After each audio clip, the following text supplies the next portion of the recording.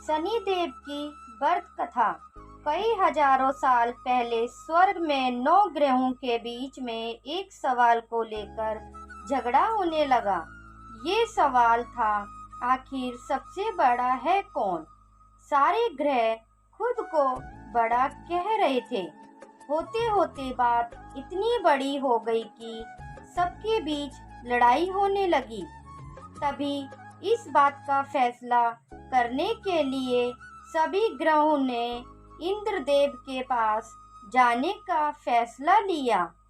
वहां पहुंचकर सबने एक स्वर में उनसे पूछा, आखिर हम सब में से सबसे बड़ा कौन है। इस सवाल का जवाब इंद्रराज के पास भी नहीं था। इस बात को सुनते ही वो परेशानी हो गए।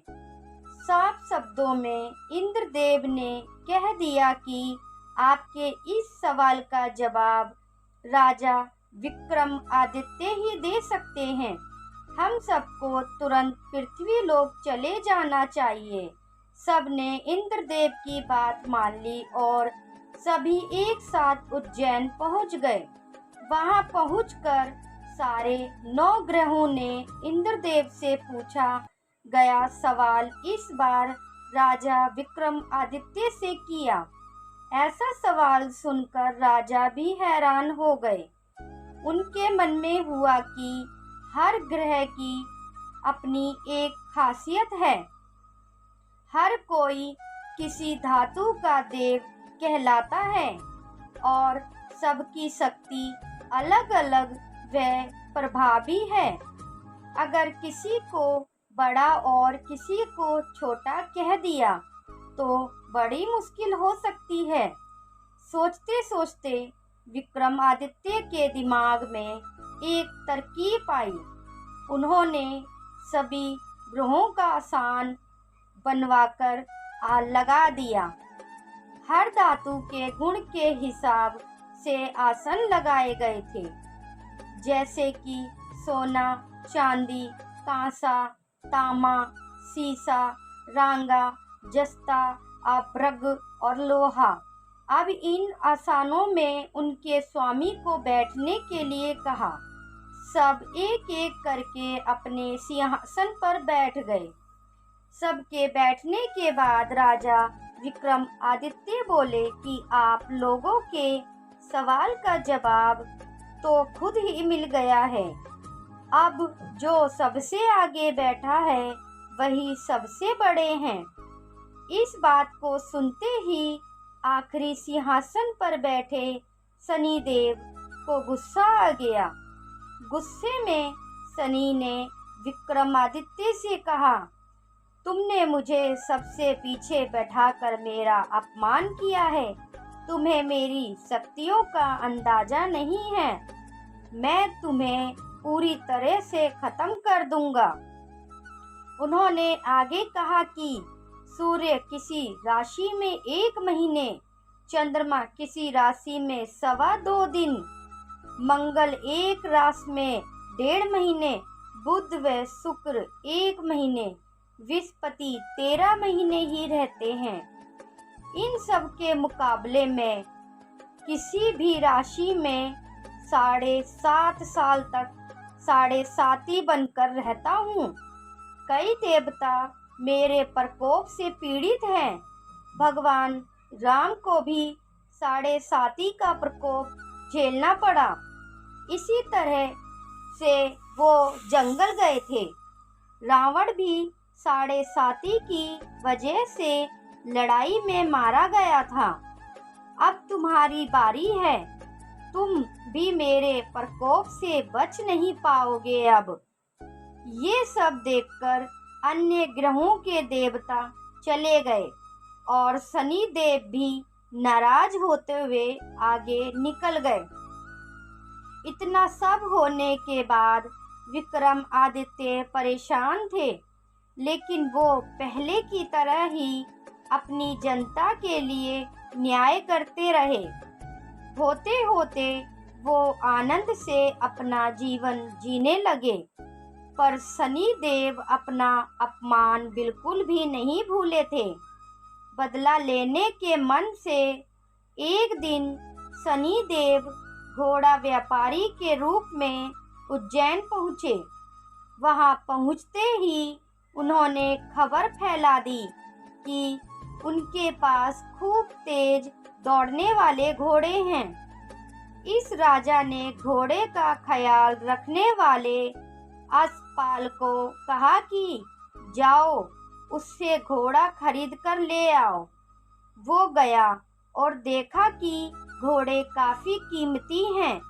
फिर विक्रमादित्य खुद गए और एक ताकतवर घोड़ा पसंद कर लिया।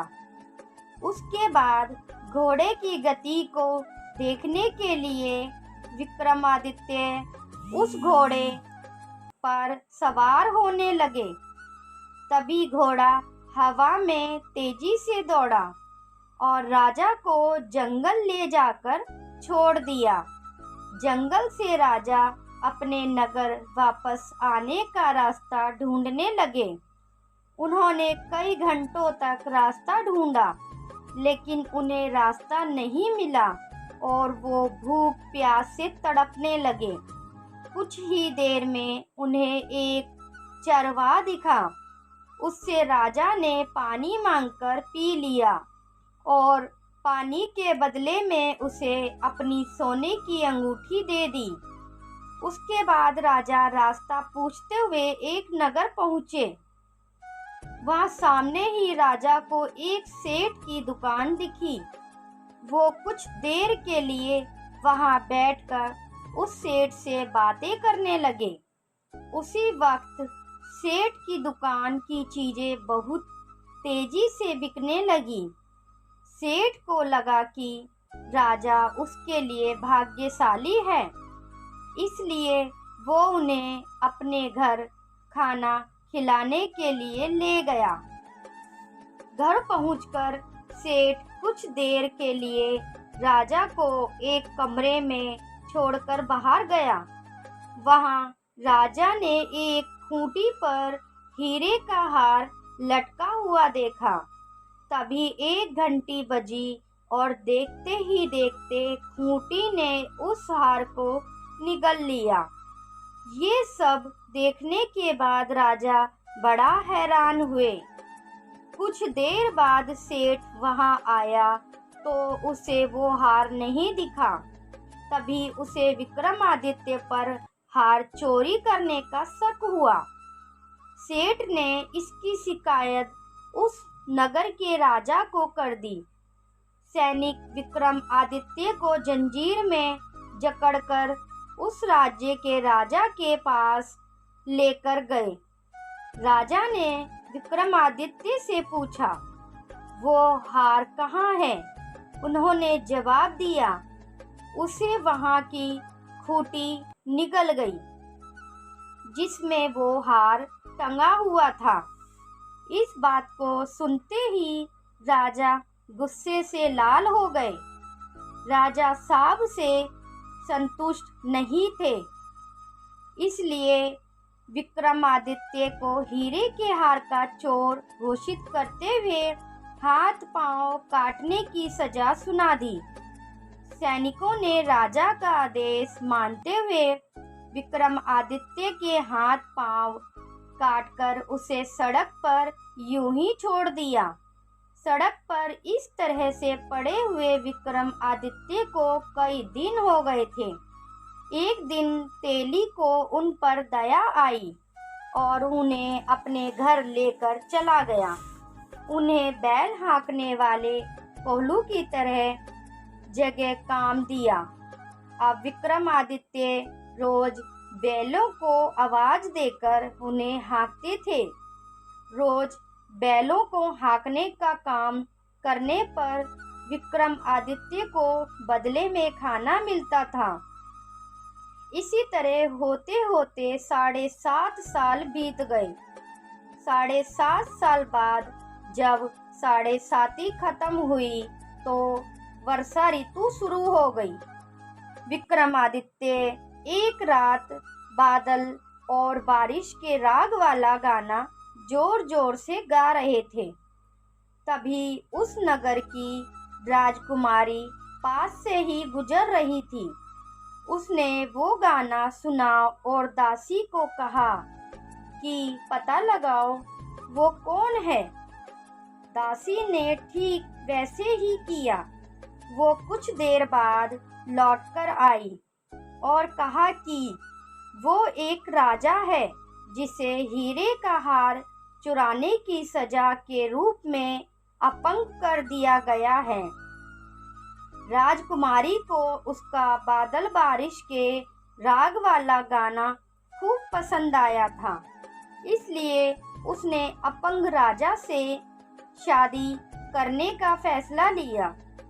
इस बारे में जब राजकुमारी ने अपने माँ बाप को बताया तो उन्होंने इस रिश्ते से इनकार कर दिया। विक्रमादित्य के संगीत पर मोहित उस राजकुमारी ने जिद पकड़ ली कि वो शादी करेगी तो विक्रमादित्य से ही, वरना वो अपने प्राण त्याग देगी। बेटी की इस जिद के आगे हार कर उन्होंने उसकी शादी विक्रमादित्य से करवा दी। शादी के बाद राजकुमारी भी विक्रमादित्य के साथ तेली के घर चली गई। विवाह की रात को ही विक्रमादित्य के सपने में शनिदेव आए और कहा कि अब तो तुम्हें मेरे प्रकोप का पता चल ही गया होगा। अपने दंड की सजा मैंने तुम्हें इस तरह से दी है। सपने में ही दुखी राजा ने शनिदेव से माफी मांगी और प्रार्थना करते हुए बोले, आपने मुझे जितना दुख दर्द दिया है उतनी किसी और को मत देना। विक्रमादित्य की प्रार्थना सुनकर शनिदेव को अच्छा लगा। उन्होंने सपने में ही उन्हें बताया कि जो भी इंसान मेरी पूजा करेगा, मुझ पर ही मन लगाकर ध्यान करेगा, मेरी कथा सुनेगा, चींटियों को आटा खिलाएगा, वो मेरे प्रकोप से हमेशा बचा रहेगा। साथ ही मैं उनके मनोरथ भी पूरे करूँगा। सपने में ये सब देखते ही विक्रमादित्य की नींद खुल गई और उनके हाथ पांव भी लौट आए थे। अपंगता से छुटकारा पाकर वो बहुत खुश हुए। उन्होंने मन से शनिदेव को धन्यवाद किया। इसके बाद विक्रमादित्य ने अपनी पत्नी को शनिदेव के प्रकोप की पूरी कहानी सुनाई। तभी सेठ को भी पता चला कि वो अपंग इंसान राजा विक्रमादित्य हैं। उसने दौड़कर राजा से माफी मांगी। राजा ने भी उसे माफ कर दिया, क्योंकि उन्हें पता था कि ये सब कुछ शनिदेव की वजह से हो रहा है। सेठ ने दोबारा विक्रमादित्य को अपने साथ घर चलने के लिए कहा। वहां सब मिलकर खाना खा रहे थे। उसी समय एक और हार को खूंटी ने निगल लिया। इस दृश्य को सबने देखा और हैरान हो गए।